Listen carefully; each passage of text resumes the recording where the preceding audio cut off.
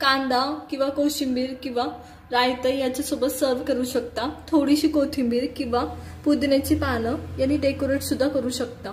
त्या खूप सुंदर दिसेल, तर नक्की ट्राय करा झटपट सोयाबीन पुलाव। नमस्कार मंडळी, मी कोमल तुमच्या सगळ्यांचं आपल्या रेसिपी चॅनलमध्ये खूप खूप स्वागत करते। तर आज आपण खूप इझी रेसिपी पाहणार आहोत, राईसची रेसिपी पाहणार आहोत।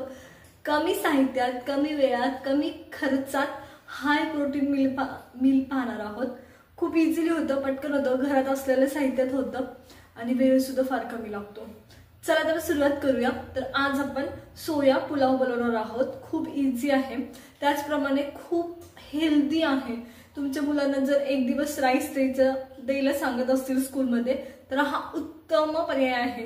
पोट पण फुल राहतं आणि त्याच्यानंतर एक चांगल्या प्रकारचं मील पोटात गेल्यासारखं सुद्धा होतं। त्याच्यामुळे नक्की ट्राय करा। चला तर रेसिपीला सुरुवात करूया। मग सोयाबीन पुलाव करण्यासाठी मी इथं पाणी घेतले आणि सोया चंक्स त्याच्यात आपण टाकून ठेवणार आहोत। हे उकळतं पाणी आहे, सोया चंक्स टाकून ठेवायचे। मी ते एक मोठी वाटी सोया चंक्स घेतले, सगळे मी त्याच्यात टाकलेत आणि एक 10 मिनिटं झाकून ठेवायचं, जरी ते व्यवस्थित फुलतील। हवं तर मीठ टाकू शकता गरज असेल तर, पण आपण भातात जेव्हा मसाल्यात मिक्स करतो ऑटोमॅटिक मीठ लागलं जातं, एक्स्ट्रा टाकायची काही गरज नाही। चला तर हे जरा हलवते मी आणि आपण ह्याच्यावर झाकून ठेवूया एक 10 मिनिटं। एक साईडला सोयाबीन आपले होतात ते, तोपर्यंत आपण भाताची तयारी करायला सुरुवात करूया। तर मी तर सगळ्यात पहिले तेल गरम करून घेतले व्यवस्थित, त्याच्यात 8-9 मिरी, त्याच्यानंतरून तमालपत्र, दालचिनी हे सगळं व्यवस्थित टाकून परतून घेणार आहे 1 मिनिट भर। ते व्यवस्थित परतलं की कांदा फ्राय करून घ्यायचा व्यवस्थित।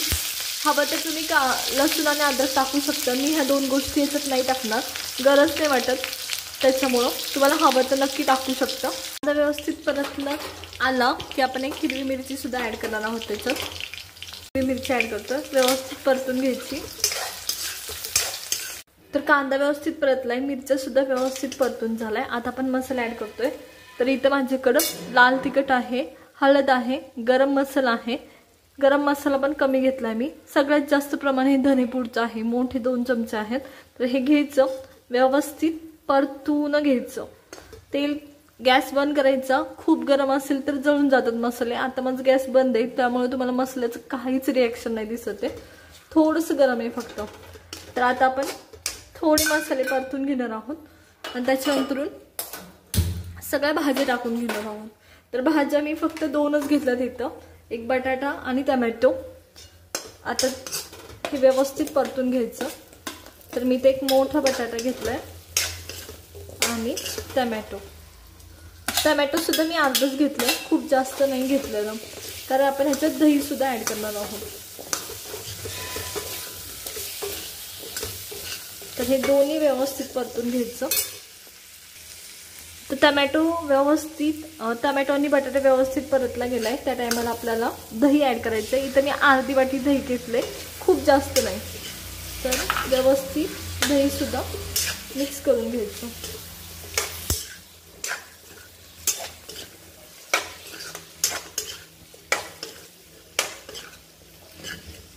दही टाकल्यावर व्यवस्थित मिक्स झालं पाहिजे, त्याचा खरंच खूप छान फ्लेवर आणि स्मेल येतो, त्याच्यामुळे व्यवस्थित परतून घ्या।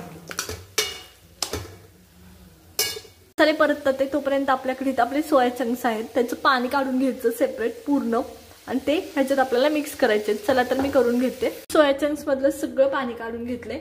आता आपण हे ऍड करून घेणार आहोत व्यवस्थित आणि परतून घ्यायचे हे सुद्धा, ज्या मसाल्यात आपल्या आहेत त्या मगाच्या। आणि मीठ सुद्धा मी ऍड करते ह्याच्यात, तर चवीनुसार मीठ ऍड करायचं व्यवस्थित, जेणेकरून सोया चंक्सला बरोबर ती टेस्ट आली पाहिजे, तो फ्लेवर आला पाहिजे म्हणून। चला तर हे व्यवस्थित ऍड करून घेऊया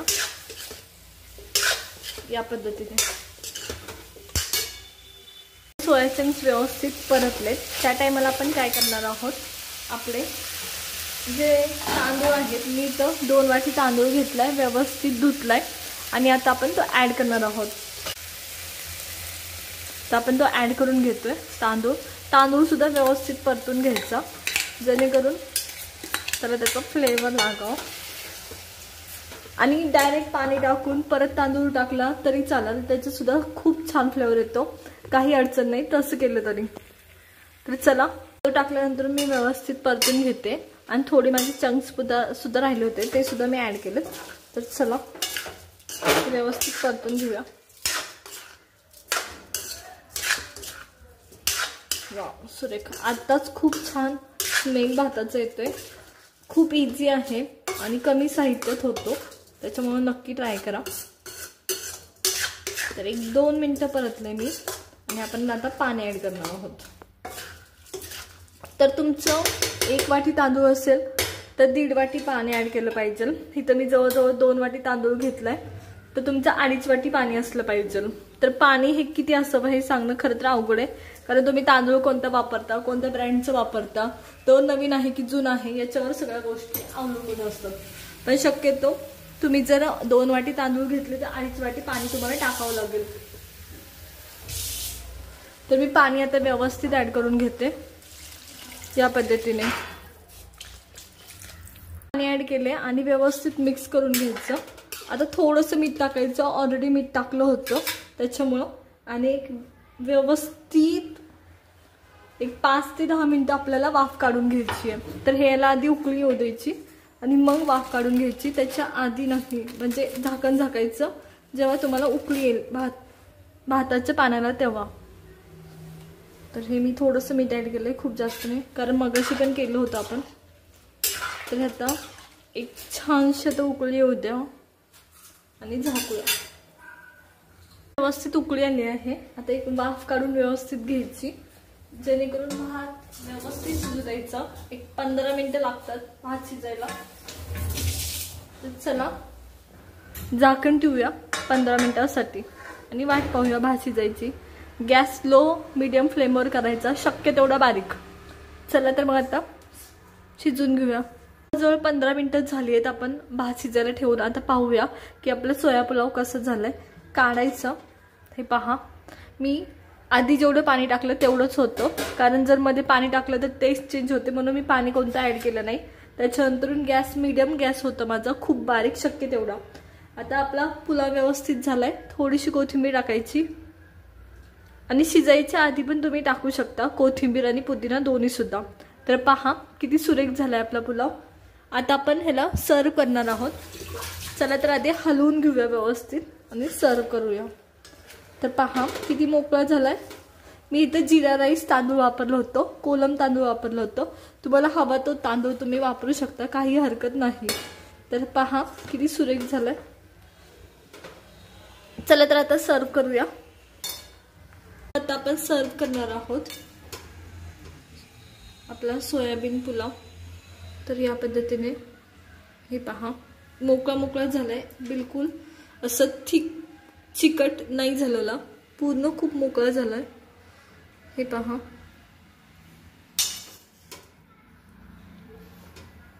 तर व्यवस्थित होतो, एकदम कमी साहित्यात होतो, मोकळा होतो. कमी साहित्यात कमी खर्चात हाय प्रोटीन मील आहे हे. तर हे पहा पूर्ण मोकळा आहे. तर किती सुंदर झालाय पहा. कलर पहा, टेक्स्चर पहा आणि चव सुद्धा तेवढीच अप्रतिम लागते. तर हा आपला सोयाबीन पुलाव तयार आहे. अति सुरेख, पटकन, झटपट, कमी साहित्यात कमी खर्च. आजची तुम्हाला सोया पुलावाची रेसिपी कशी वाटली हे आम्हाला कमेंट करून नक्की सांगा. त्याचबरोबर जर रेसिपी आवडली असेल तर लाईक करा, शेअर करा आणि सबस्क्राईब करा. भेटूया नवीन रेसिपी सोबत. तोपर्यंत धन्यवाद.